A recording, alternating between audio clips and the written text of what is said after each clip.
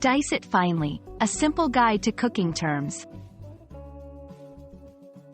Hello and welcome to our English language learning series.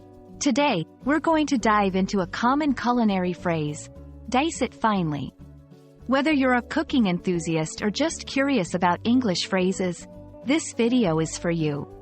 Let's get started and unravel the meaning and usage of this interesting phrase.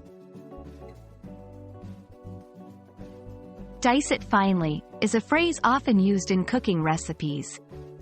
To dice means to cut food into small, square pieces. The word finely indicates that these pieces should be very small.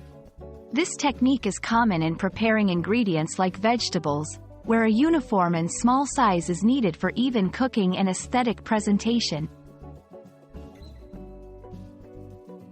Dice. This word originally comes from the gaming term for the small, cube-shaped objects used in board games. In cooking, it takes a similar meaning but refers to cutting food into cube-like shapes. Finally, an adverb describing the size of the dice.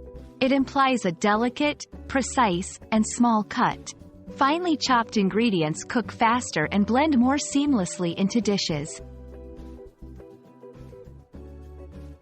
In this section, let's look at some visual examples of diced vegetables. Notice the size and uniformity of the pieces. This technique is not just about cutting, it's about consistency and control in your knife skills. Dicing finely is not just a random instruction. It affects the texture, flavor distribution, and cooking time of a dish. For example, in a salsa or a stir-fry, finely diced ingredients can make a significant difference in the overall taste and presentation. Dice it finely is more than just a phrase, it's an art in the culinary world. Understanding and mastering it can elevate your cooking and give you deeper insight into English culinary vocabulary. We hope this video has been informative and enjoyable. Happy cooking and language learning!